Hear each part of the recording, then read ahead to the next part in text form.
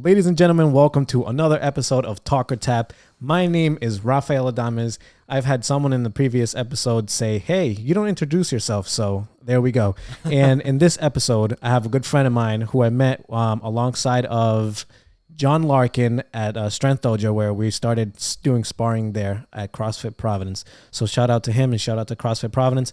But my next guest on this podcast in Talk or Tap is Mr. Magoo himself, the Instagram handle, Brian Bogue.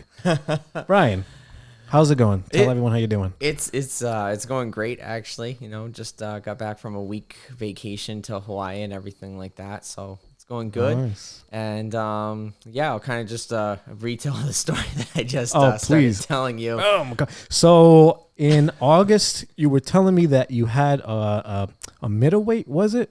Yeah, actually middleweight. I always fought super middleweight, and this is the first time working with, my new team and family and stuff like that. Pride Martial Arts down in Wakefield, Rhode Island, with Coach Andrew Cornell. Trisha Cornell was my nutritionist. Ross Levine, again, was another really solid teammate / coach, kind of playing a lot of hats there, wearing lots of hats. And then strength coach, John Amore, too, helping me out. So, it was new team and everything like that. And I was like, you know what? I'm going to try and do everything I can right and listen to what they have to say. And again, I heard crazy good things about Trisha Cornell and how she's like a wizard, which she really is with that weight cut. And I'm like, all right, let me try and cut down a weight class, because everyone says that, oh, you should be able to do this and that. So I'm like, all right, let me try it out.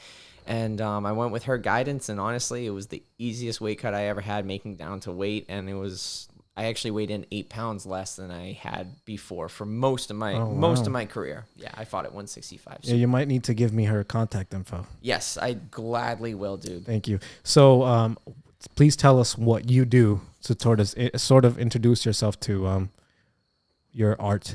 So I only do Muay Thai. That's right too. I forget, because you have lots of different fighters and styles on the podcast here, Raf. Mm-hmm. So I fight Muay Thai kickboxing. I only do it's only stand up striking, so punches, kicks, knees, and elbows. Yeah, and and then the other thing too, you can't hip toss or anything. You can't use your hip, but there's certain rules on sweeping, throwing, and everything of that nature. I was watching your fight just now, and what I wanted to tell you do it. So you had your opponent Jose Rivera. You had him. You had his leg hooked, and you try to sweep his other foot, the one that was planted. So tell me how successful you've been with that, either in sparring and in actual fighting. Yeah, so that's the thing is, usually I'm actually pretty good at sweeping people in various ways. So both from the outside, when people start to jab and everything like that, or try and come in, I'm pretty good. Once I start to feel overwhelmed with punches, usually getting them out from underneath their feet. Same thing catching kicks. I'll be honest, when I caught his kick, and so from some of the research that I did, I found out that he was a Brazilian Jiu-Jitsu purple belt, and he was quite into grappling as well, too. And I think some of that athleticism, the flexibility that he might have had carried over, because I caught his leg, and I could tell he was pretty comfortable with it up there. And I really just didn't feel like I had him off balance to, kick it or anything like that. And, one thing when you fight a lot, you realize there's a lot of, what's the word, being efficient, with energy, expending energy. So, I tried to sweep his leg, and I was like, all right, whatever, it's really not going to kind of do me any good to keep going for the sweep. And then I forget what it was that I kind of went into after that, but it's like you can't ever force something, you know what I mean? You got to look for the path of least resistance. You got to, all right, he's obviously pretty solid on his feet. He's got kind of Gumby legs. So, all right, cool. On to the next thing. How long have you been doing professional Muay Thai fighting? So I made my debut. I can't remember the exact date. It's been, I want to say, about 3 years. Let me just think back with some fights. So we had this last year was my first year back in the States in quite a while. And I went to Thailand, fought 3 times there, and then I went to Thailand again, and then fought a few more times. And then before that, I had, and I wasn't going by years. I was going by fights. See, that's the thing. I don't remember exactly how long. So I've been fighting. My first amateur fight as a kickboxer was when I was 15. And I'm 27 now, so 12 years. But I want to say it was about 3 or 4 years ago was when I made my professional debut in the States. Okay. When did you know it was time? And that Muay Thai was the sport to get into? So to be honest, this is like going, again, 12, 13 years ago. When I first started training, I always felt like, what is it there? I always felt like grappling was easier. I actually did do Brazilian Jiu-Jitsu like a long time ago. And I always thought that was easier. And it kind of came more natural to me.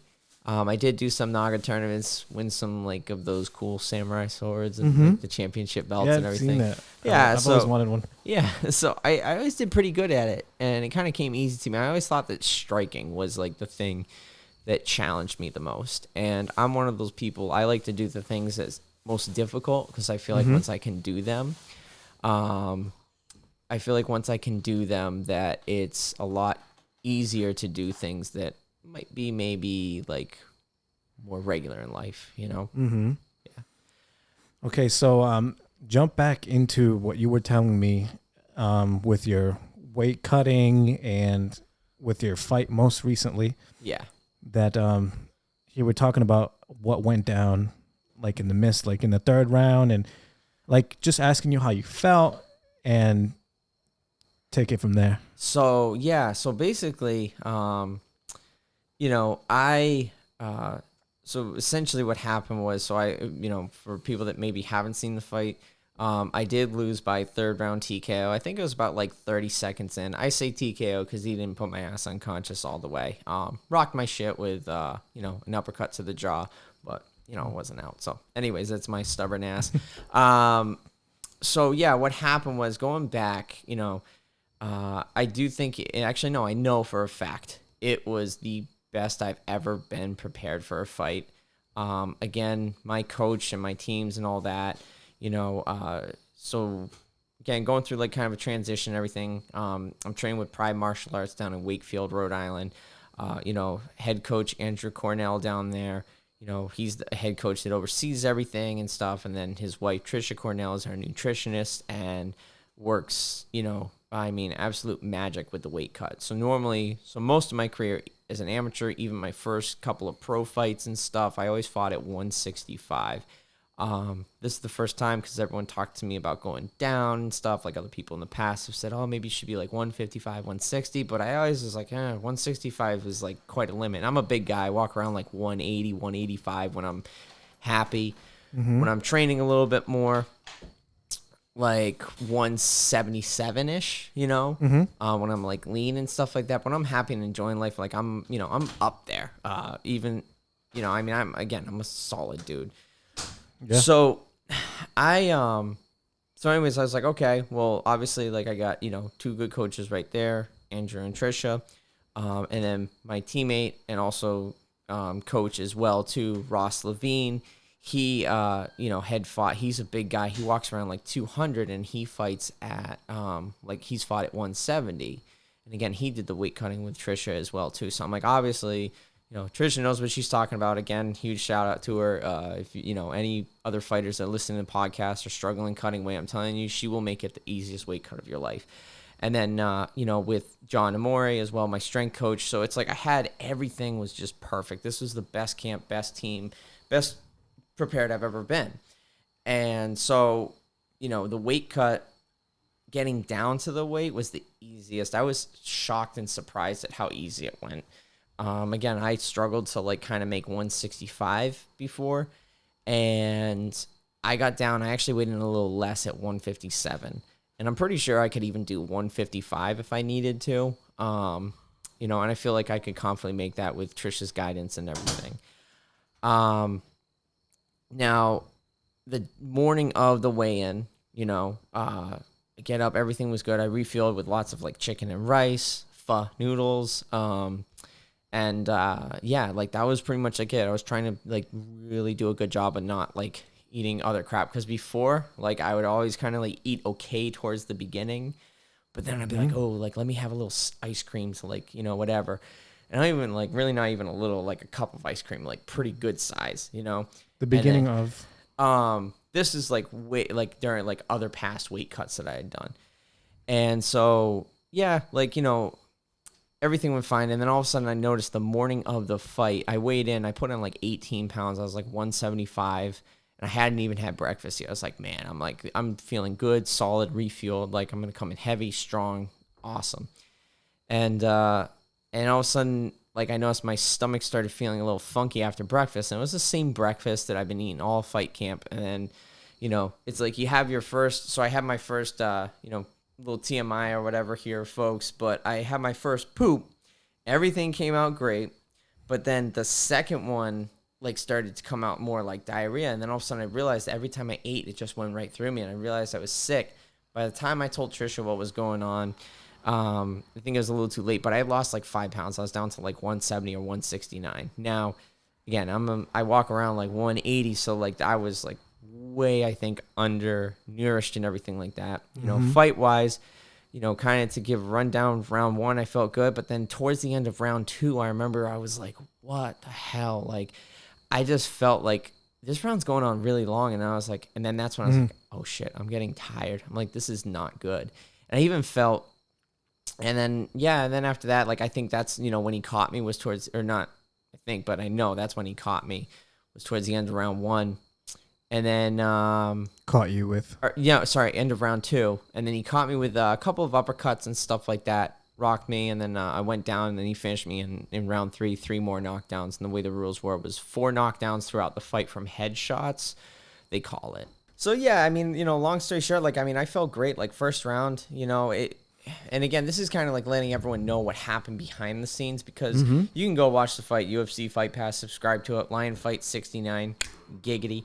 You can go ahead and watch it, you know what I mean, and see what happened. But I think everyone that watches it, first round was phenomenal, second round was okay, but then you see, like, towards the end, I started to get gassed, and there was, like, opportunities that I had that I didn't capitalize on, because I think, like we talked about earlier, there's expenditure and everything like that in the fight where you have to, like, you got to be like, you got to take the path of least resistance. You can't force things. And it's like, because the more you try and force something, the more you're going to expend energy and gas yourself out potentially. So there was just opportunities I didn't capitalize on towards the second round. And I think it was, again, because I got sick that morning. And trust me, like, I've really been, like, in my head the last, month. Every once in a while, I'll, like, sit there and, like, analyze and try and figure out what it was, what made me sick. And sometimes you got to just throw your hair, you got to put the past behind you and keep moving forward and stuff like that. Again, like I said, I had the best training camp ever, easiest weight cut.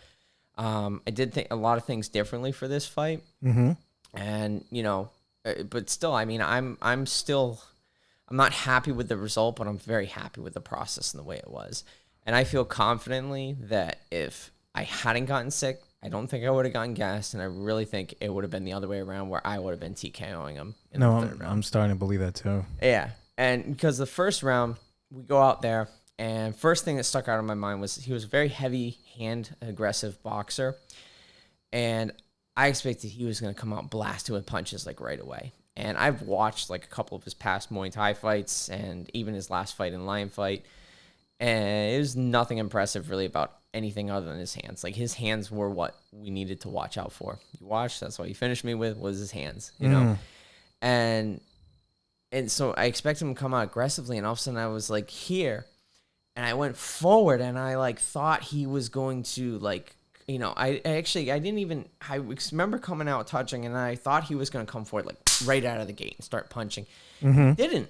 So we're moving a little bit, and I'm like, okay. And I think he threw like a leg kick, and I checked it or something. And I like went forward at him, and I noticed he backed up, and I was like, I have not seen him do that in like any of his past fights. I'm like, this is interesting. I'm like, he's either probably not scared, because when you get to a high level of professional fighting, no one's ever really, I mean, you're always like scared to a degree. Yeah. But when I mean scared, he's more like thinking like, oh shit, this guy can hurt me, I think is what he was thinking going into the fight. So I was like, that's cool. I was like, all right, put that in my back pocket. All right, cool. Like, I got someone that's like knows I can fuck him up. And then all of a sudden, the next thing was when he went and he, again, like, his kicks weren't much to me. I didn't feel threatened by them in there. I didn't even feel like any of them hurt me. In fact, I remember my coach, Coach Andrew, asked me, he's like, "Oh, that left body kick you ate," because I did eat one right on the ribs. He goes, "It hurt a little, right?" I was like, "Actually, no." And he was like, "Really?" And I think he was surprised, like when he, hurt. He was like, "Really?" And I'm like, "No." Like they're just, I don't think he had, much oomph into them. And so, is that just how he was? And all his other fights has been the same. All of his other fights, from what I could see, he put his head here on their chest, and he would do a lot of boxing, just head, body, head, like that type of stuff. Dirty boxing, inside close, maybe some leg kicks here and there and stuff. But again, nothing that really. It looked like he was a boxer doing Muay Thai. And from what I found out in research about him, he was a Brazilian Jiu-Jitsu purple belt with lots of grappling tournaments, and then also he had done, I think, a couple of MMA fights, but he had like 40 boxing fights or something. So fair enough, he had good hands, and he had, a resume that showed that. And it's, it was pretty obvious in his fights that that's what he relied on. And so in the first round too, he threw a head kick at me. I remember I was like, whoop, dodged it. I saw that. That's what I wanted to say. I thought that was really cool. Yeah, like saw it coming, weaved underneath, and I don't know if I smiled at him or like stuck my tongue out. I know I stuck my tongue out at him another time too, but got underneath it and then returned back with a kick and then came forward at him. I was like, all right, like I've got him like pretty good, that happens. That's just the nature of the beast. You know what I mean? Like you get into any industry and shit happens sooner or later. You do a live podcast, you're going to have fucking technical difficulties, Yeah. You fight, you're eventually going to get knocked out. You're eventually going to lose. You're eventually going to lose this way, that way, this way. Like people that have this idea in their head, they're going to be like fucking perfect or things go perfect. It's just not going to happen. Yeah, so. I think that's what I'm going to bring into my fighting is that I'm not going to so much want to go for the wins. I think I'm just going to want to go for the entertainment and for the love of the art itself, like to really go in that fight and enjoy that fight, because I only have 15 minutes, so I'm gonna enjoy it as much as I can and make a bunch of faces and raise my arm up and and that's it. Especially like amateurs. So I told someone just the other day that I talked to, actually, Joe Diaz, Flacco, my teammate and homie, shout out, another one there. But yeah, no, I talked to him. I was like, dude, honestly, like take every fight you can as an amateur, whether you think you're going to lose it or not. Some people would even say like, oh, don't fight with an injury. I was like, fuck it, fight with an injury. Learn how to fight with an injury. Really? Yeah, because like you learn shit, you know what I'm saying? And it's amateur. At the end of the day, amateur doesn't quite matter as much. The thing that sucks about me now is that I'm pro, and that's what sucks too and stings about this loss is like my record is shit, but I know I'm way better than what my record says. Right. And I think that's what someone might go into, expecting you not to be like as great as you believe that you are. Yeah. They're probably going to doubt you, and that's when they get and that's kind of real hurt. Yeah, and like I said, like I mean, I analyzed the fight and I've dissected and stuff, but like at the end of the day, I can either continue to dwell on the loss and friggin', try and figure out what went wrong, why I got sick, why I got gassed, this and that. And to be honest, like, all I can say is that something weird happened with whatever food or something, maybe the restaurant, whatever happened where maybe I got a little sick and for whatever reason, maybe it was being on the big stage, my nerves got to me again. And that maybe that's what caused it. You know what I mean?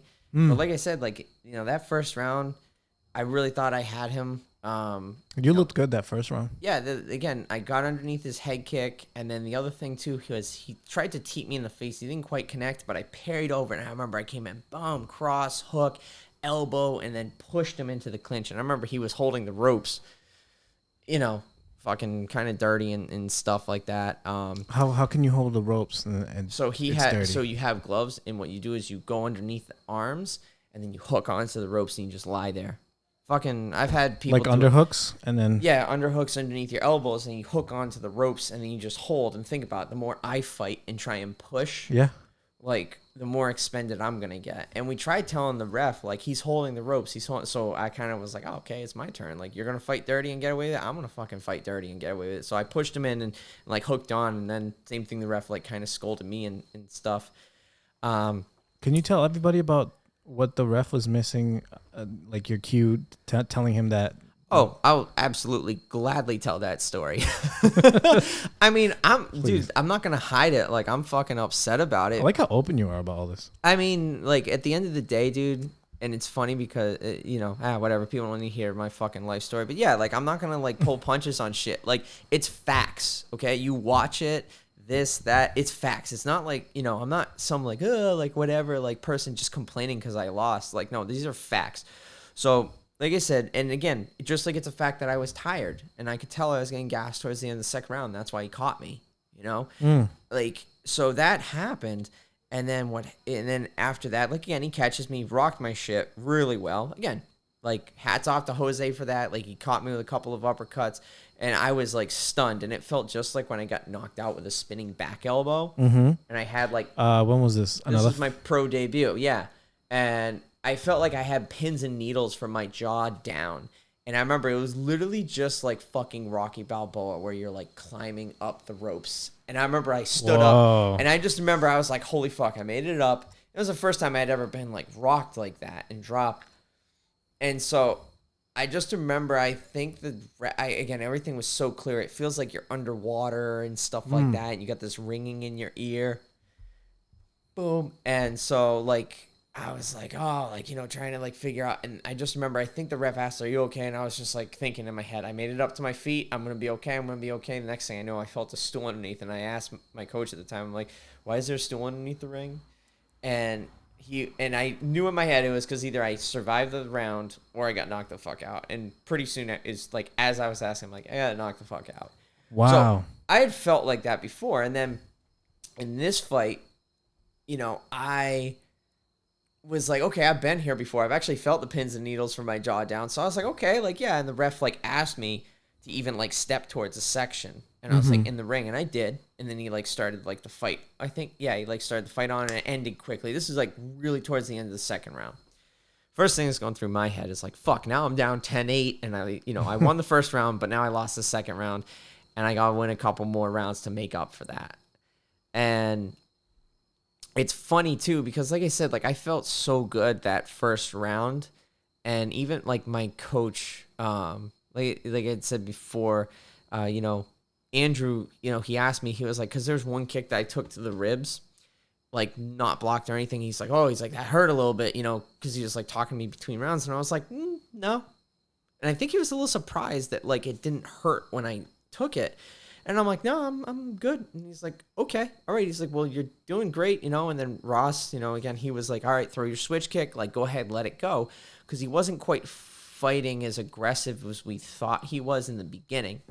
Then after he dropped me, the end of the third round, I'm pretty good at defending usually against like any type of incoming elbow because I've eaten enough to the face and I'm getting cut that you don't do this. You got to put your hand out. So I was long I've seen you do that. So I was long guarding, but I had my head down too, because again, I don't want to eat stuff to the face. And and I'm gonna call out. I don't give a fuck.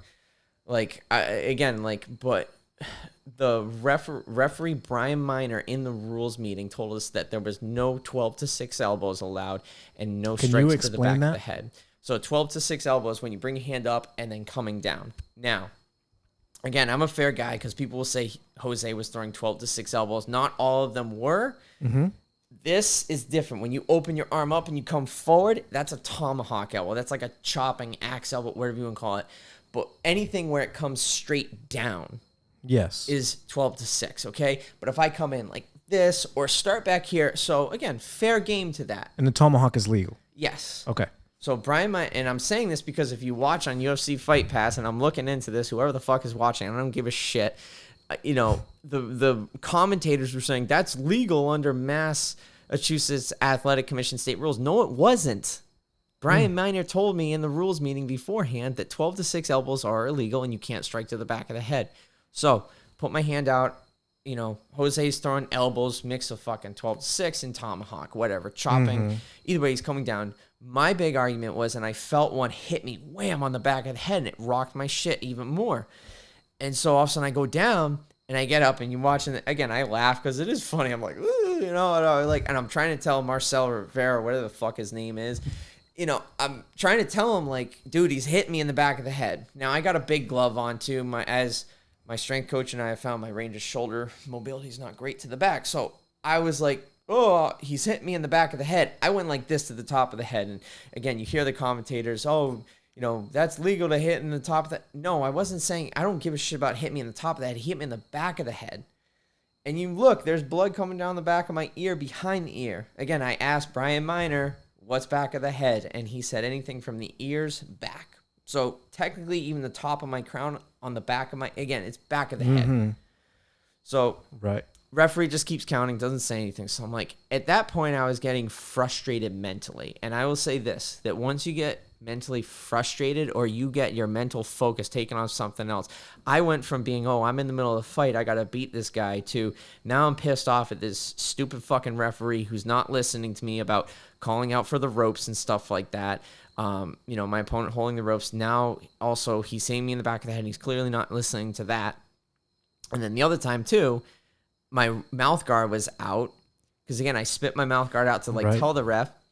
And all of a sudden, the ref starts to fight because, again, he didn't listen to me, just kept counting, like, as if he had an attitude against me or something like that. And then all of a sudden, he goes, fight. My mouth guard's still in my fucking hand. Watch this. You guys can all see it on UFC Fight Pass. And so I go forward, and I put my hand out, and I'm like, and I hold it out so he can see it. And I'm expecting him to, like, stop it or something. That's a referee's job. Of course. Safety of both the fighters.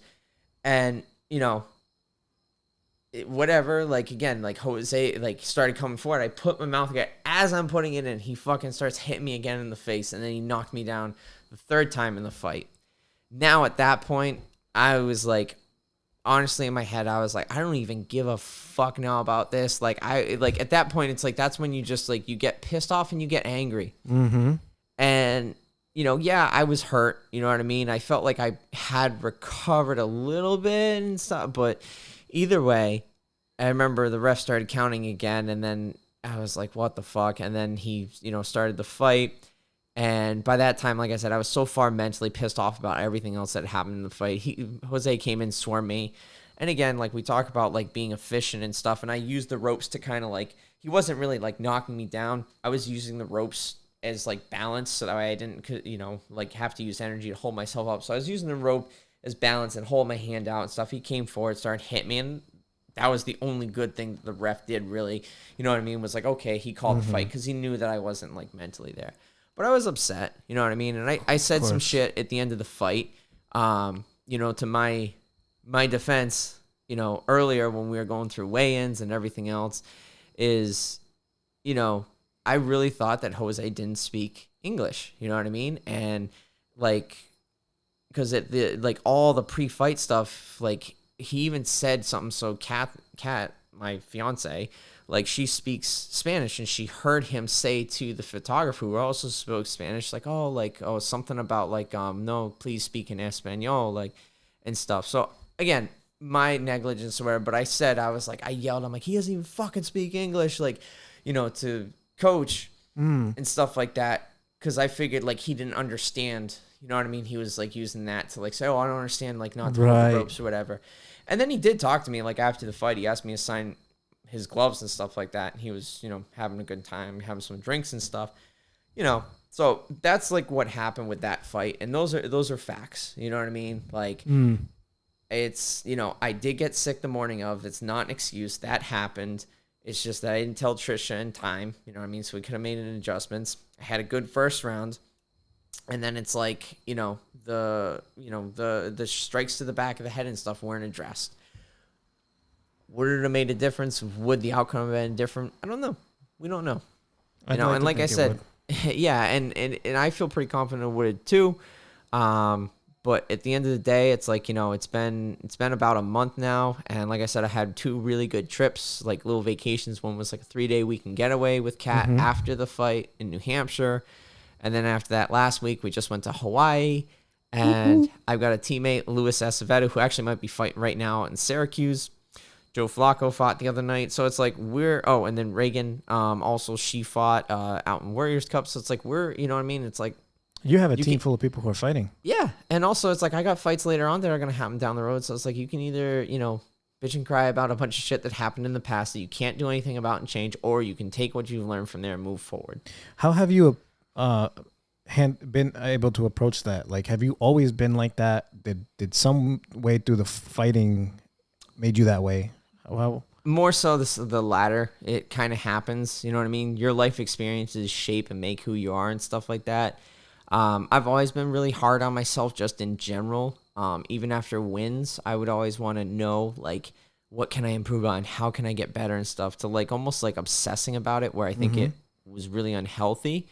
And that was the same thing that happened with this fight. Like, I was like, yo, I'm like, let me fight like no boundary. If there's something sooner, like end of September. And like Ross, Andrew, and John were like, relax, dude. Like chill. Like, you just fought. You have stitches in the back of your head. You know, maybe you should recover, take some time to enjoy some things, food again, all that stuff, you know? There you go.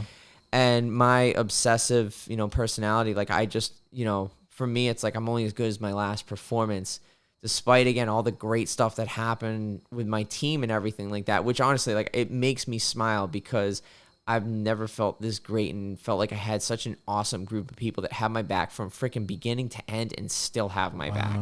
It is. It's great. You know, Pride Martial Arts really is like a family for us down there.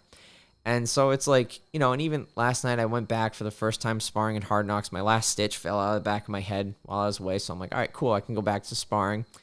And, you know, even like some of my friends I've known through the industry for years up there, you know, they said, yeah, you know, you had a good first round and stuff, but it's talking about the future, it's moving forward. You know what I mean? It's helping make my teammates better after their fights and stuff like that. Like I said, like so it's like you can either dwell on the past or you can move on from it. You know what I mean? So yeah, you know, and that's the thing. Like I said, I wanted to get in there sooner rather than later. And now I'm like, okay, like coming back, you know, from Hawaii and stuff like that. I'm like, all right, well, maybe I should just chill a little bit. So I'm not going into the fight. And Ross said something really smart to me. And again, I got to, you know, obviously he knows I'm thankful that he told me this. And this is also for anybody else that needs to hear this too. Another fighter that might be listening to this podcast. But he said, don't be in such a rush to fight, he said, because you lost, he said, to try and win again. And that's been like, I've always said I'm the type of person I'll jump into a fire and then realize, oh shit, I should have gotten a fire extinguisher. And I think it's like, I want to jump right back into it again. You know what I mean? Like, I want to fight again. I want to prove to myself and everyone else I'm way fucking better than that last performance.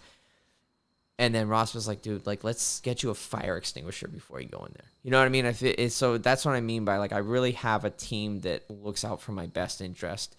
You know, like, Andrew wasn't like, all right, yeah, we got to get you back in there so you can win because, like, you got to make me look good again. You know what I'm saying? He was like, no, dude. He, like, same thing. He was like, go enjoy, like, your vacation in Hawaii with Kat. He's like, dude, he's like, how many more times in your life are you going to go to Hawaii?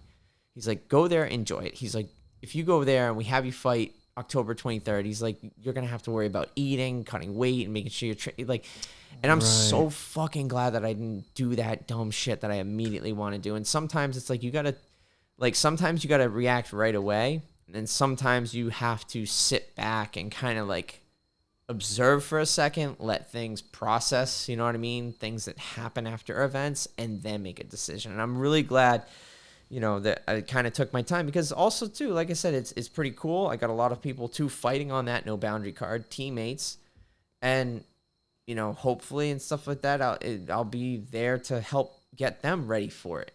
Because it's like everyone helped me so much to prepare for that fight. Now it's like I would like the chance to kind of get back to that. You know what I mean? Too, like my teammates like Lewis, you know, Jesse, all these other people that were training with me and stuff like that. I forget who else is fighting on card. We got like 3 people. So this is tonight? And then, well, Lewis is fighting tonight. Jesse's fighting on No Boundary, October 23rd. Okay. And yeah, and so that's what I mean. Like, we have an active, so it's like, okay, it'd be nice to maybe kind of like, you know, help everyone else like fight and get their wins and stuff like that. And I'm not gonna lie, like, dude, and that's the thing, like, for a period of my time where I was most active in my career, that's all it was.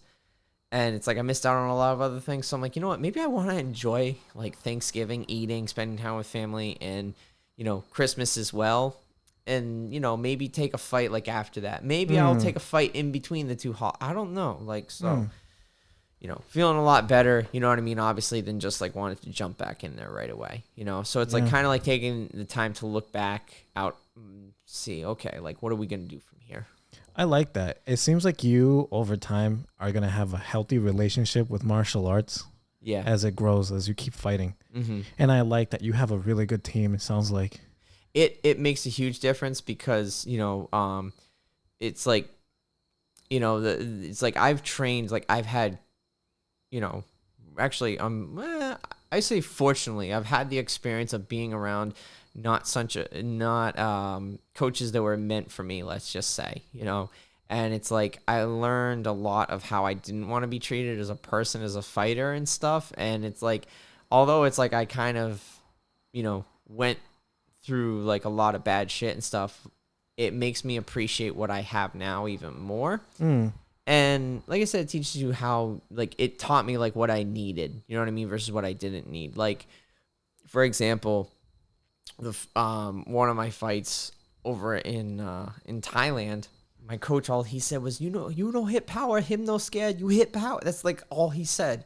I'm getting my face smashed in. And it's like, what kind of coaching is that? You know what I mean? Like, and I've had coaches like yell at me in between rounds and stuff, where they're telling me like, you're embarrassing. Like, what the hell's going on here and stuff, versus like actually having conversations and stuff with you. So it's like you said, it kind of like matures you and everything like that. And it's like, I've had a really, like I've grown a lot through martial arts, you know what I mean? And at the end of the day, like that's what it's about, is your growth as a person and everything else. That is the reality of it. As corny as it might sound, that's the reality. It's about your growth. Well, yeah, it's your growth as a person and everything. It's like who you were, like who I was when I started at the beginning of martial arts versus who I am now is completely different. And I'm sure in the next 3-5 years, who I am now will be completely not completely different, but different. Yeah. This is why I'm doing this podcast, because then when a couple years pass by, when you hear this again, I want you to hear that, like where you were, and like, I definitely didn't change. Yeah, that's gonna feel nice. I mean, if you were to ask me when I made my pro debut in the States and I lost 2 fights back to back for the first time in like years, like I was a wreck. And if you would have said, hey, by the way, you're going to go to Thailand, you're going to have an absolute war with a very legitimate champion over there, probably one of the best guys in the world. You're going to go 3 rounds with him toe to toe, but you're going to end up in the hospital in and out of it for 2 weeks and stuff. And you're going to have facial reconstructive surgery, but then you're going to come back and win 3 fights back to back in a row. And you're going to feel great. And you can have this awesome team. I would be like, what? Like, you know what I'm saying? Like, I got so much out of it. And it's like, and that's why, like, I remember, and honestly, I was like kind of humbled with how many people reached out to me and cared about me, like after the fight. It really was nice to know. But everyone was like I had a couple teammates that called me. One buddy, John Bourget, was like, dude, like, come see me like right away. Like, I want to know you're okay. Because I think people were so worried, like, when I lost those 2 back-to-back, how, like, kind of, like, depressed and sad I was. People thought the same thing was going to happen. But it's like, I've been there 2 other times, you know what I mean, where I was, like, at a real low. And so I'm like, I've been here before. I'm like, this ain't shit. And it's like, my coach said something to me. Andrew was like, he, really, like, getting behind the scenes. Like, people want to know the fight story and everything like that. Like, backstage after the loss and everything like that. He looked at me and he said, like, absolute sincerity and, like, super serious. He's like, you and I both know this is not the lowest you've been. And I was like, yeah, you're right. He was absolutely right. Like, when I first started, so I told you I fought when I was 15. I lost, I won my first fight, great, everything. But then I lost 3 fights back to back over 3 years, all throughout high school, and had one. Actually, it's 4, I think, 4 fights or something. So I hadn't won a fight in like 4 years. And I was really thinking about giving it up. You know what I mean? Ended up moving here to Rhode Island. This was boxing? No. Like this kickboxing? is kickboxing, yeah. Because, well, I call it kickboxing. Other people call it Muay Thai. If it's not elbows, it's not Muay Thai. Yeah. It changes the game completely. For sure. The way that you clinch with knees, and even though, we're still kneeing and pulling stuff on, it changes. So it's like, that was a little point. And then also, like I said, I lost freaking on national TV, getting knocked out. And the last fight after that was just horrible the entire way. I was scared, timid, and ran. So it's like, I've been here before, you know, I've been way worse. Like, dude, like like I said, I already had planned. First of all, I had Cat by my side, which just made life all that much better. I had a team that had my back for once. And then it's like, and then I had that great weekend plan with her. Like, what the fuck? There's nothing to be like upset. No, like, yeah, all right. Again, you know, losing sucks and stuff like that. But it's like, it's not everything. You know what I mean? And that's the thing. Like, I think sometimes when people make their life too much about one thing, it gets dangerous. So, yeah. I used to think that I was going to try to have a record that you never lost. Like, you know, where I'm going to have a perfect record, and if I lose, that means something's wrong. And that of course, Me too. It doesn't last long. Yeah, I think everyone, like in the beginning, thinks that way. Yeah, I was actually going to ask you that. I was going to ask that question. I'd be like, so how long did it take you to figure out when that wasn't going to happen? When I lost my first amateur fight. Okay. When I had my second amateur fight. I lost that. That was my first time losing. That's what I meant to say. Yeah. I had an amateur Muay Thai fight, and then I had I was going straight into MMA. I knew that's what I wanted to do. So I had my first MMA fight. I won that. And then I lost my second MMA fight. I haven't fought since, and I want to fight again. But that's when I kind of knew. And I'm like, you know what? I think it's going to happen again. And I have to prepare myself mentally for that. Yeah. To not beat myself up. And know that no matter what I do, even if I have a great camp, that can happen to me where it's all on the day of, and I have diarrhea. And I have my phone is off and whatever, and I forget to contact somebody to get some help, and then boom, it's too late. I have to fight, and my cardio is affected, which I kind of have a similar story, I'm guessing, to what you had, where I need someone. You made me realize today that I need someone for sure to help me cut weight, because I don't cut weight the right way, and my cardio was not the best it could be because of the recovery I had from the weigh-in day and the fight day. Yep. Those 24 hours or so. That's very important in how the cardio is going to work. Like, you can train cardio on a bike and running for months, but if the cut isn't right, you're not going to recover the same way.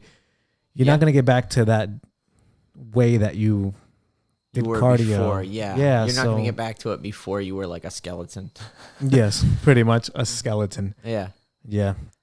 And that's why, like, I told, you know, Flacco, who called me today, you know, and he's like, first thing he says, and I can hear it in his voice, like how eager. And I see like these people that are just at the start of their career, or some people that haven't even like started it, and they're like so eager, you know what I mean? And there's personality types in people the way they are. And like I said, I was very critical of, you know, so I lost a bunch of times, but then I won a bunch of times. And so like, but you know, even like after, I think I went on like eight fights or something like that. I think I won like an 8-fight win streak or some 8 or 10 fight win streak after those 4 losses. Amazing. And so even after that, like eventually it gets to a point where you start thinking, well, am I just like lucky? Like, were they really that good? And you start like, at least me, I start like screwing with my head. So then even after I won fights, I would be like I had this thing that I adopted from this female fighter, Sylvie Douglas, where she would go and train the morning after her fight, no matter what time of sleep she went, this and that. So I started doing the same thing. And I like would get mad if people wanted to say congratulations on winning. I'd be like, well, yeah, well, that was last night. Today's today. Like a psychotic mentality about it. I wouldn't even take time to enjoy the victory. I'd be like, you know, and then I'd be all like, someone would try and say I did something well. And I'd be like, yeah, but I did this wrong. This could have looked better. That could have been better. And it's like, you know, so anyways, I hear like, you know, my friend, teammate Flacco calls me. He's like, yeah, it says exactly this. Sorry, Flacco, I don't mean to call you out and like reveal it, but he's like, I want you to watch the tape. He's like, and I want you to tell me what I can do better, like what you think. And I'm like, in my head, I'm like, all right, you fucking won. And you already said that you have some things you feel like you need to work on. So why don't you just start from there? You know what I mean? Why don't you enjoy the victory? And then it's like, and then, okay, you have a couple things in your head. Go work on those in the gym. You know what I mean? Don't worry about me or like, especially me, maybe like your head coach, you know what I mean? Like maybe worry about what they say. You know what I mean? And then it's like later on down the road, like if you want to hear what I have to say, like, okay, that's cool. But like, don't over flood yourself with things. And the other thing too is like, like we just said, you're never going to go undefeated. Like that shit, not everyone, that's the thing. Everyone wants to be the next freaking Anderson Silva or the next Floyd Mayweather. What ain't going to fucking happen? You know what I mean? There's a lot more other people that have these awkward ups and downs and everything else. And it's like, and I said this before, anyone that's just starting off, get good at losing. And the reason I say that is because it's going to fucking happen. Don't make it a habit to lose. But like we just said, and I've had all of these, you're going to have where you have a shitty weight cut or you have a shitty recovery. You're going to have times where you feel gassed. You're going to have times where the other guy is just better than you. And that's really scary when you're in the ring with someone that's just better than you and you're almost like just trying to survive. It's like you're also going to have times where you get rocked and you got to survive. You're going to have times where you have an injury literally the week before your fight and you're like, how the fuck am I going to do that? Like there's certain experiences that you can't teach people. They have to experience on their own. And it's like, that's the one thing I would say as an amateur. Two things is one, get not good or okay, but just develop a system mentally for being okay with losing and moving on from it. And the second thing is fight and take every opportunity you can.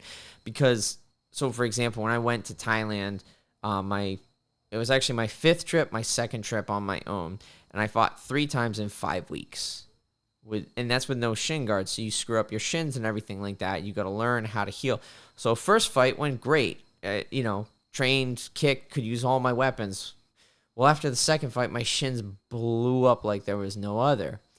And it's like, okay, now I have another fight at Max Muay Thai in I think it was 2 weeks or something like that. So it's like, okay, now you got to go fight here, but your shins are screwed, so you can't kick. You can't really gas yourself out in training with kicking. And I think one of them was so bad that my knee got a little swollen. So it's like certain things you learn along the way. So it's like I had to learn how to condition my body with limited use. You know what I mean? So it's like if you can learn that as an amateur when it doesn't really count, it's way better if you ever feel like going pro. Say that again. I said, if you can learn all of that stuff as an amateur. Right. Yeah. Like, don't get me wrong. I learned a ton as an amateur. But it's like there was certain experiences. I remember in my head, I still wanted to. Like, there was a few times as an amateur that I wanted to fight. And my coach was like, no. And I'm like, what? In my head, like, I wanted to take some more challenging things. And I wanted to fight a little bit more. But it's like, again, I had that coach that wanted to keep me with that perfect, like, winning record and everything. And it's like, it's not going to happen. Like, shit happens. You know what I mean? Like, it does. And yeah, it does. So it's like, you can't, you know what I mean? Like, there's certain things that are just out of your control. And it's like, at the end of the day, if you prepare yourself the best that you can and stuff like that, and you had a good camp and you grew as a person and also as a martial artist in your skill set, you know what I mean? Like, we see it all the time. How many times in a fight will someone be winning the entire fight and they get clipped or knocked out or get caught in something in the last? Yeah, they make YouTube highlight videos of that because it's common. It's more common than people think. Like, and it sucks too. You like think that this guy's got it in the bag, and then all of a sudden, never count somebody out. Yeah. Yep. Exactly. I wanted to ask you about your experience in Thailand. Yeah. You're the first and only person that I've met that has actually fought in Thailand. So yeah. All right. And you kind of touched on that a little bit. You said you fought 3 times in 5 weeks, but so yeah, I've actually I've had like 8 fights in Thailand, something like 8 or 10. Because like a few of them were when I was an amateur, technically on my amateur record, but whatever. Yeah. So, anyways, what was the idea behind it? Like to go to Thailand? I mean, that was just like, so that's again like talking about like listening years later when I was that losing kid in high school with 1 win, 4 losses. Like I just wanted to go to Thailand and fight once. I didn't think that I'd be going over there fucking 5 times and live over there for 6 months and then 3 months and fight and this and that. Like if you told me like just one of those stories, I would have been happy, let alone all of the other ones.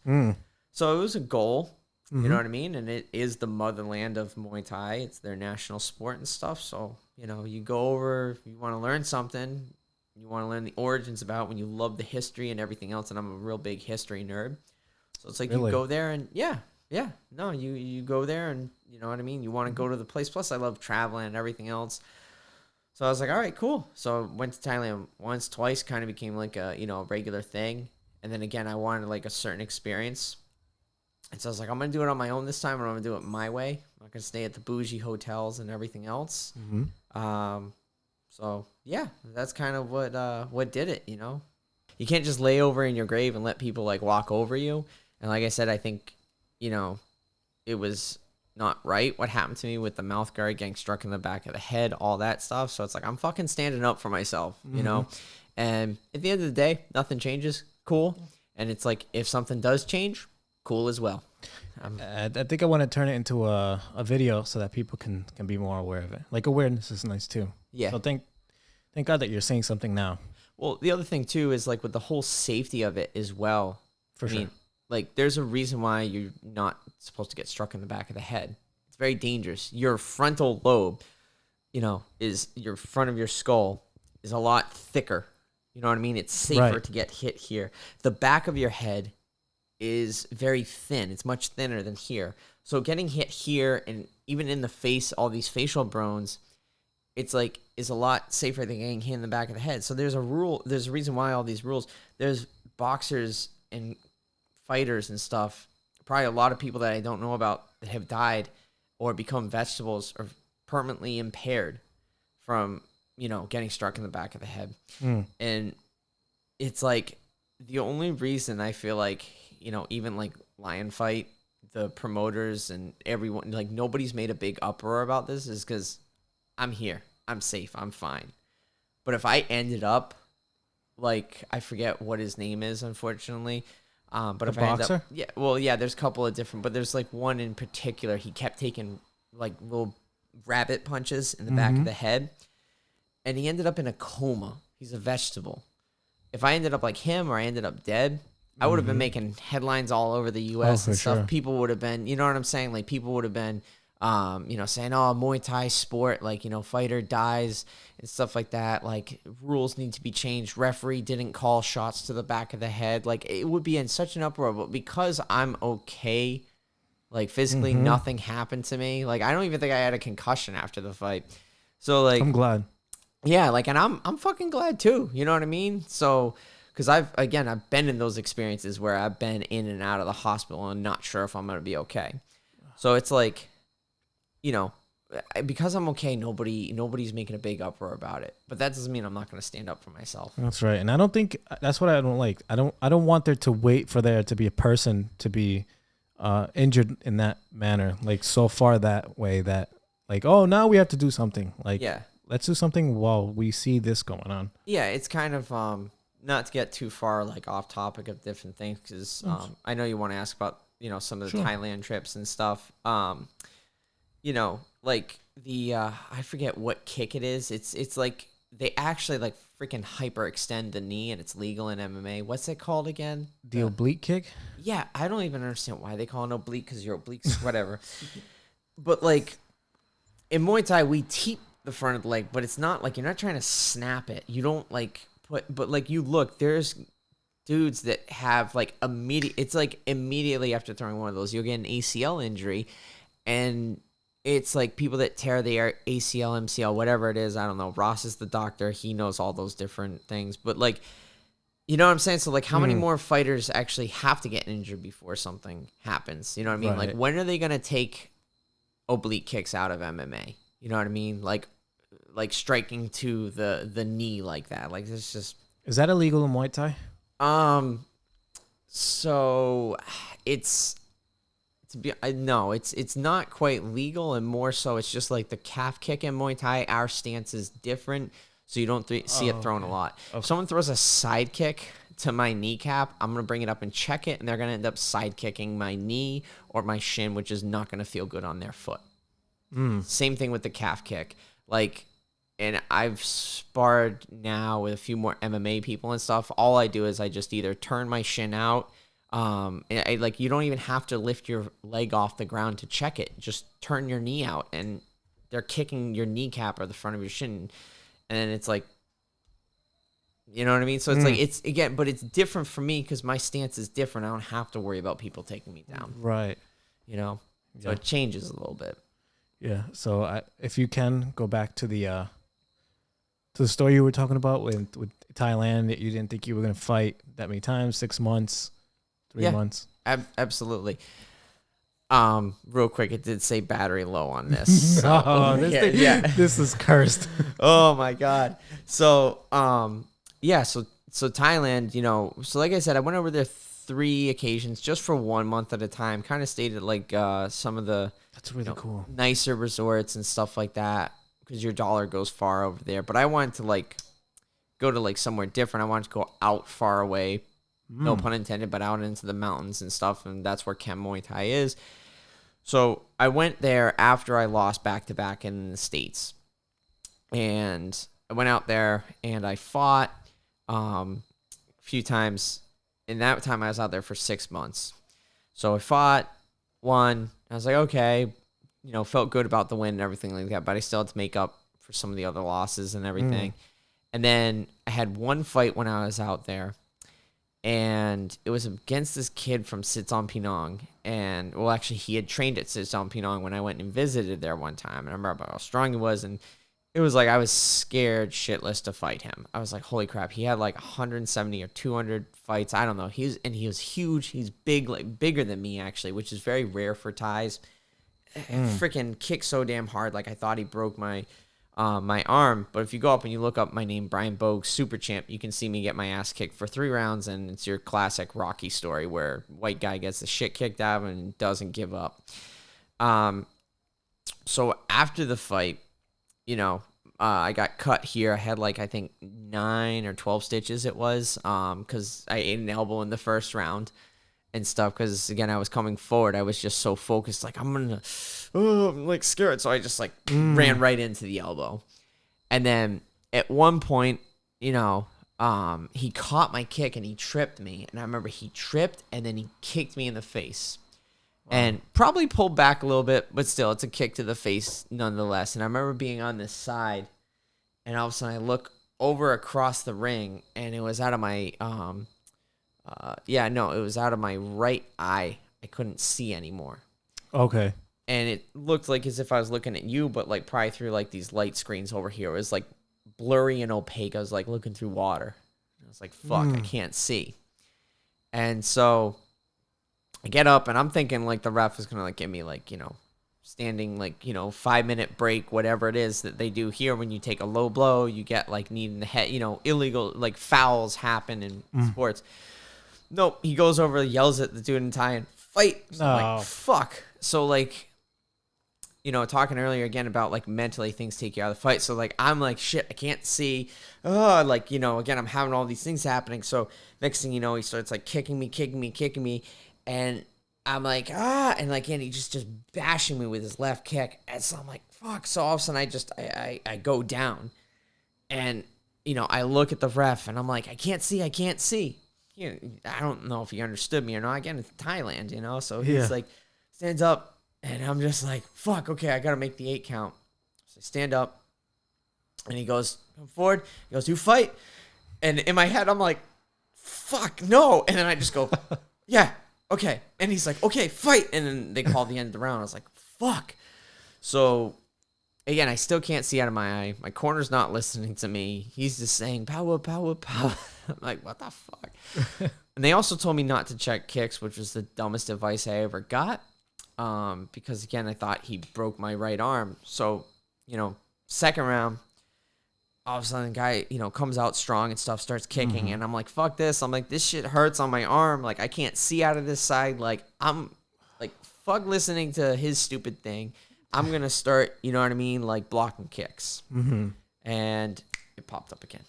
The low battery? Yeah, it's like, it just says warning battery low. I'll let it die. I can also record just from here. Okay, cool. I know that one died. That one definitely died. I heard it. Oh, thanks. I don't care anymore. We're going for the audio now. All right, awesome. So what happened was, and you could actually play this over if you want. But so I'm like, all right, so I block kick, and then all of a sudden he punches me in the face, and I'm like, fuck, and then he kicks me, and then, drops me again.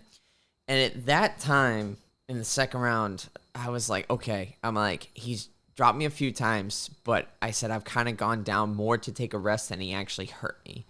And I'm like, he's cut my face, he's elbowed me, and he's kicked me in the fucking face. I'm like, I've taken everything that this guy has, and I'm still here.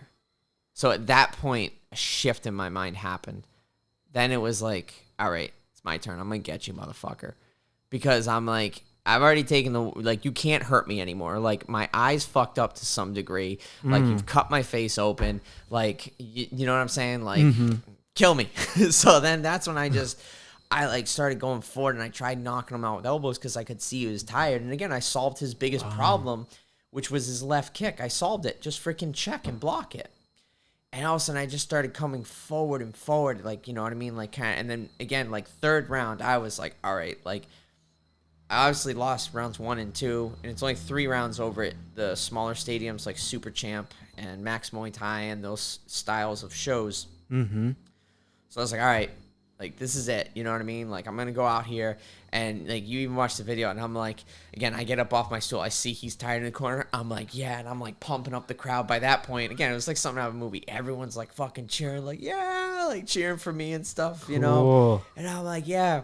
We meet in the center of the ring. And also my opponent, he goes, he puts his hand on my chest, and he goes, he says, I'm sorry. He goes, you big, like this, and puts it on my chest, meaning, like, I have a big heart, like, you know, not give up. And then I kept coming forward. Like, it didn't stop me from trying to knock him out. But I would, like, come forward, punch. And, like, I'd elbow. And sometimes I'd catch him or slip off of him or whatever. And all of a sudden, he would just grab me and clinch me to tie me up because he was so tired. I think it was a combination. I think maybe he, like, didn't want to hurt me anymore. You know what I mean? But I think it was also because he was tired, too. And I just, I tried finishing him, and, you know, I lost the decision, but it's like that fight is still one of my favorite fights because it's like, again, you know, there's that saying, you can't teach art, and you can't. You know what I mean? And that's one thing, aside from one fight, every single fight I've ever been in, win or lose, I always went out there and gave it 100%. And I always fought and gave it this. This was always with me. You know what I mean? Like, at the end of the day, you know, again, win or lose, it's like, you know, I got knocked down, knocked out, kicked in the face, cut, bled open, but it's like, you might have beaten me in the fight, but you never fucking beat me. You know what I mean? Like, you never beat me, like, here in the heart. You know? It's like, you can't take that away from me. And that's what I mean. Like, after, like, I feel like, again, you know, in that fight, like, towards that point where I was like, he's fucked me up, and I'm still alive. And I'm like, all right. My turn. You know, and it's kind of like same thing with, like, you know, even like this last fight, like, yeah, he mentally beat me in the head, but he never beat me in my heart. You know, he fucking rocked my shit with a few elbows and elbowed me in the back of the head. I still got up every single time, blood dripping down my head. And I would, you know what I'm saying? Like, I will continue to get up and stuff like that and fight, like, no matter what. And it's like, I take that philosophy, like, kind of with me into life. You know what I mean? Like, no matter what happens, you just, like, you fight and you stand up for what's right. And then, yeah, so that was that fight. And, you know, the funny thing, too, was, so afterwards, you know, we take picture, him say, you know, you big hot and everything else and stuff.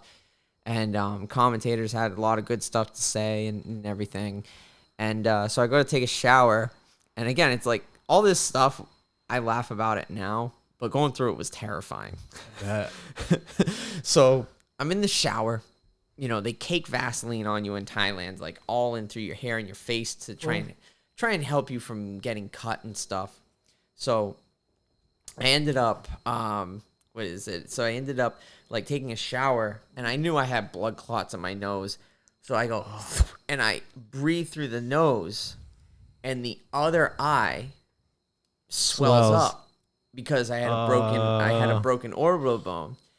So I was like, shit. So this eye is swelled up and this eye I can't see because for whatever reason, I can't see out of it. So I'm in the shower, you know, like basically like one eye partially can see the other one. And I'm like, help. And I'm like, you know, like afraid that I'm going to slip and fall on like the freaking. You sound so helpless, dude. So I'm like fucking poor guy. Yeah, naked in the shower in this freaking hostel in Thailand. Like, what the fuck? And so, you know, coaches come in and like, you know, like, okay, Mango, you okay? Or actually, I mean, yeah. So, and then like, you know, grab my towel and stuff like that, dry myself off, open the door, and I'm like, all right. I'm like, well, fuck. And again, I mean, that's, like I said, I laugh about it now because, like, it is kind of funny. That is funny. That's a good story. It is funny and fucked up at the same time. But then I'm like, all right, I definitely got to go to the hospital. And go to the hospital, confirm the broken face. That was the second time, by the way, in my career that I broke my face. First time was an amateur fight. I took a punch, got broken, and everything else. And then fought 3 rounds and lost the decision in that one. So anyways... but yeah, so go to the hospital, confirm the facial fracture, and then the eye started to get better. So there were 2 separate eyes. So obviously I have 2 separate eyes, but the left one was the broken one. The right one was blurred vision. And what happened was the blurred vision, I was like, okay, it's going away. Maybe I just got Vaseline in my eye. So next day, I'm like trying to figure out because they're telling me I need surgery. I'm like, fuck, like I really don't know if I want to get surgery in Thailand, but I don't even know if I can fly back home to get the surgery, and because the air compression and blowing up my so I'm like, fuck. So I go out to my favorite place to eat, and I'm like kind of like chilling in Bangkok, like, you know, trying to figure out what the hell to do and everything. And so later that night, I'm like lying in bed and I'm like, wait a second, why does it like look blurry? And I'm like, huh. And so I get up and I go to the bathroom and I'm trying to like, you know, like rub my eye and everything like that and get it all better. Not trying to hurt this one too much because it's all shattered and sunken into the back of my freaking head. But you know, the right one, I'm like, why? And all of a sudden I'm like, oh fuck. And I'm like, I'm losing my vision again. Nobody had hit me, obviously. So this is when I really started to panic. And I'm like, shit, like, I have no idea what's going on. And the blur just started getting bigger again. And before I knew it, it like became my whole eye. And I was like, oh, fuck. Like, I'm thinking, I heard stories about detached retinas. It wasn't quite like that. But I'm like, either way, I'm thinking I'm going to go blind and lose, you know, my vision in my eye. So, you know, basically cry myself to sleep thinking I'm never going to be able to fight again. Wow. Literally. And, you know... And then I went back to again, I was in and out of the hospital for like a week. So I go back to the hospital, you know, doctor's office. Sorry, I don't want to make it sound too dramatic, but anyways, go back to the doctor's office. And, I mean, it's not like they're wheeling me in on a stretcher. I'm walking in by myself. So anyways, so I walk into the doctor's office and I say, oh, you know, this and that. So the eye examiner does a thing. My friend Mike Santos knows, he later on told me exactly what was happening, what was going on, because he's an eye doctor, he's an ophthalmologist. So anyways, she like starts looking, right, does all these like little eye drop things and starts looking. And I don't care if she couldn't speak that great of English or what country you're in, when a doctor's looking at you and they go, ooh, what, huh, like when they like go, ooh, and they make that look on their face, that's not good. And that's what she did. And I'm like, fuck. And she keeps looking and looking and stuff like that. And she didn't, again, I don't think she could explain what it was.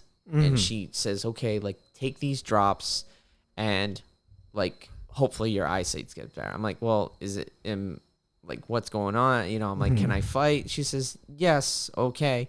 I said, will I be able to see? And she says, maybe. And I'm like, well, I said, because again, it wasn't like I was like blind, but it was like blurry. So she says, maybe it might be blurry, this and that. And later on, I found out again from telling Mike Santos' story that I had trauma-induced glaucoma from taking repetitive damage to the eye. What? Yeah, and so what happens is your pupil doesn't respond to light properly.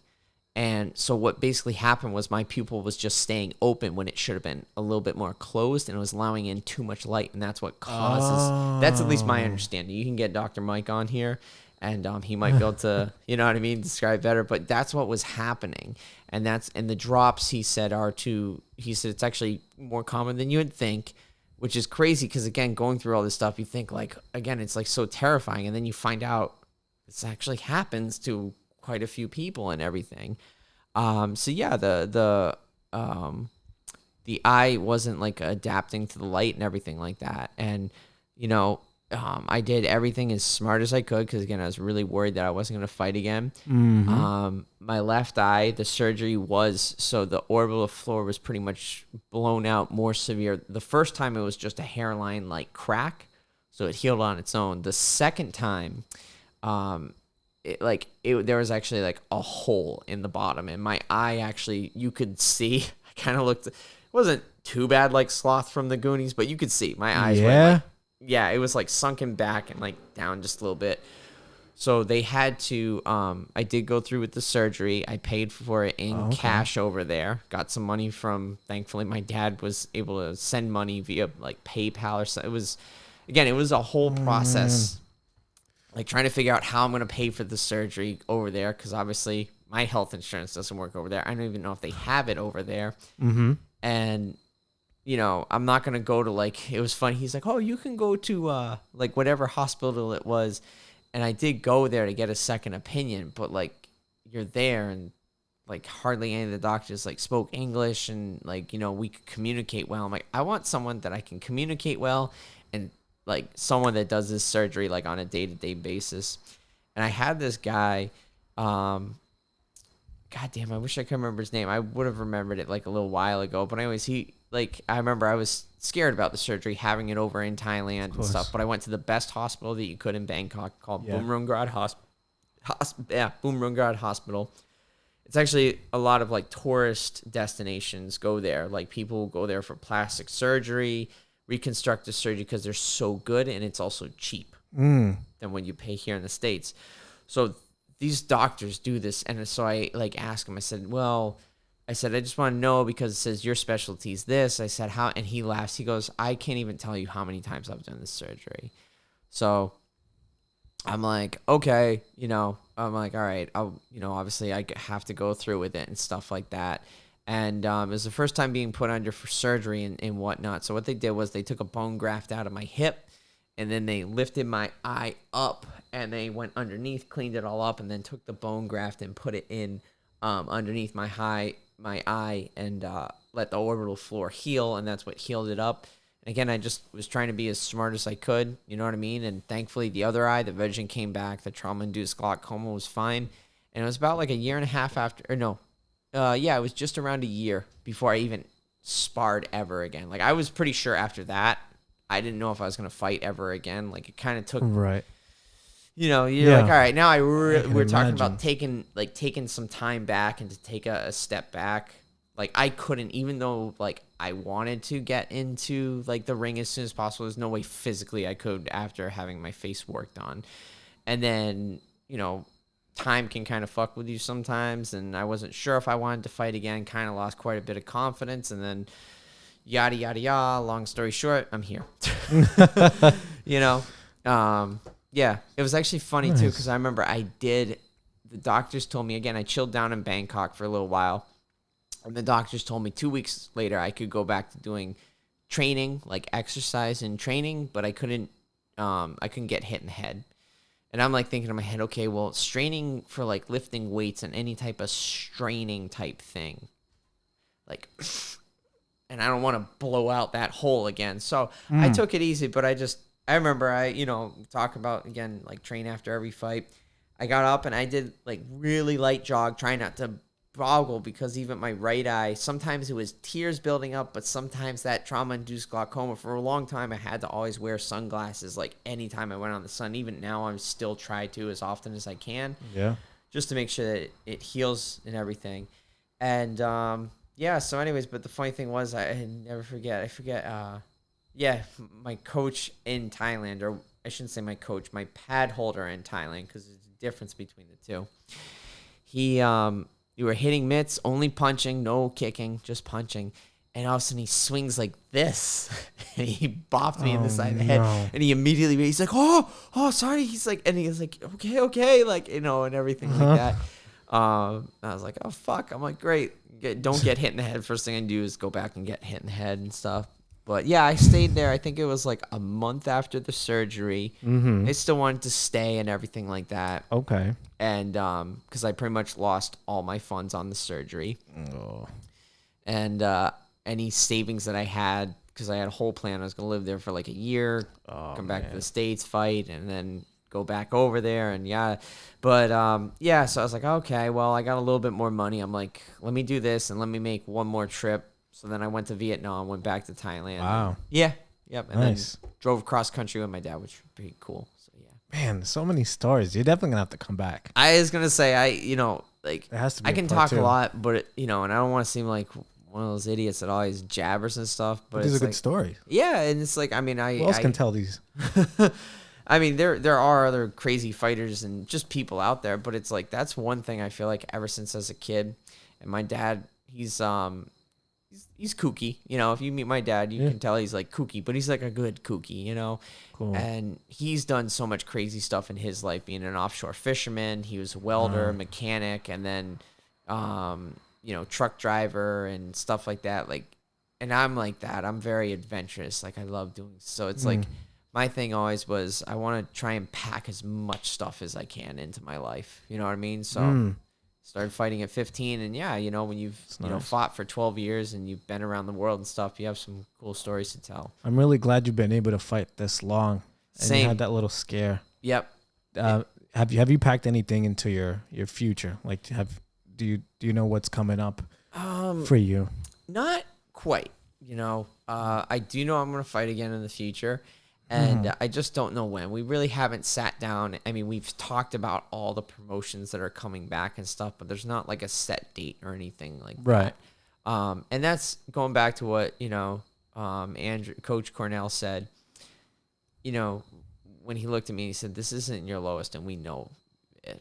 Like, that was one of my lowest points. You know what I mean? Like, not knowing if I'm ever going to fight. I said, like, I was in the back room, and I knew, I was rocked and stuff like that. I've had, unfortunately, too many concussions, but I know what it's like to be concussed. I wasn't concussed after the fight.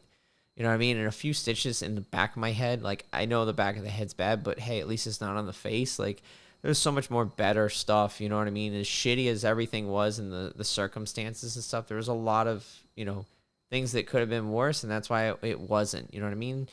And but yeah, so like fight wise, I gotta go back and talk to them again. I've been enjoying life outside of everything, going to New Hampshire. I finally went down to the Cape and like had, was able to visit my mom for a little while with Kat. Awesome. And stuff, and like kind of like, bond with them and everything, and then my grandmother too down there, visit her. And so yeah, it's like I was doing that last couple of weeks, and then, with everything going on, with the world pandemic and stuff, travel to Hawaii was a little difficult, so I had to focus on that. Went to Hawaii for a week, enjoyed it and everything, and now it's awesome. Like, so it's like I haven't really had much time to train as consistently as I'd like to, and sit down and also talk about like what we're gonna do future wise. Last time I talked to them, like I told them, I said I'm gonna contact the Massachusetts State Athletic Commission and let them know what happened in the fight, and see what can be done about it, whether they overturn it to a no contest, even just if they make their training better. I really don't even care about like whatever, fucking let the loss stay there. I don't care. Like I've 5 losses on my record, whatever. Right. It's more so, like I said, like that safety thing. Like the like principle. Why, even if I'm making it up, trying to stall the fights, which fighters do. You know what I mean? I've seen it. Like you can tell when a fighter's heart is gone or whatever, when they're frustrated and stuff like that, and everything. But it's like when I'm telling you he's hitting me in the back of the head, like your job as the referee isn't to sit there and dispute, well, you're just trying to stall the fight. Your job is to make sure I'm safe.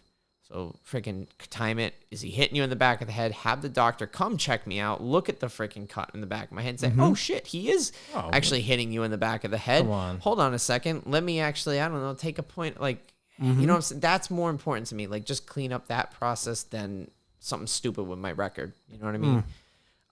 So anyways, yeah, that was the last thing we talked about. I emailed the Mass State Athletic Commission, and I also told them, I said, I would like to fight at least a couple more times before the end of the year, which maybe that goal is changed, you know? Right. So, yeah. So then my last question would be for you is, what do you want your legacy for Muay Thai to be, or martial arts in general? So that's actually cool, and I love it when people ask that question, because that's what I'm going to eventually name.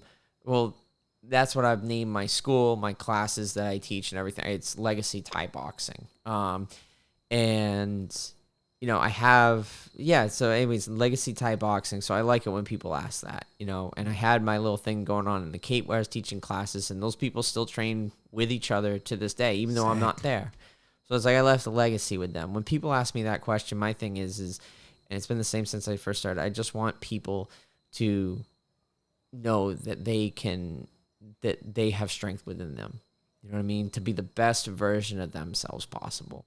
Not to go out there and be the best in the world or have an undefeated record, or, you know, and not just fighting, but whatever it is, but just go out there and be the strongest version of yourself mentally, physically, and spiritually. That's it. You know, because like we said, losses happen. You know what I mean? Not everyone's going to be Floyd Mayweather. Not everyone's going to be Anderson Silva. You can be great. You can still be good and not be those guys. You know what I mean? But, you know, yeah, that's it. You know what I mean?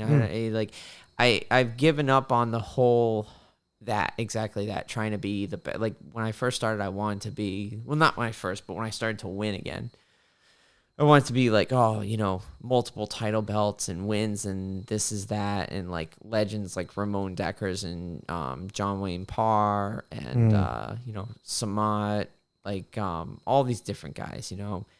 But now it's like that's really not that important to me. Like I said, I've already got enough cool stories with everything, and you know, yeah, and I know that I help people out teaching and stuff like that a lot more. So that's kind of what I guess you could say is my end goal with it. You know, I do want to win a professional title eventually, and I feel very confident that I'll be able to do that at some point in time.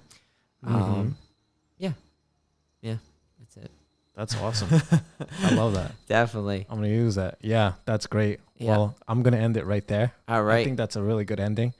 Yeah. So I don't even know if these things are I don't know still either. recording. We'll find out, you know.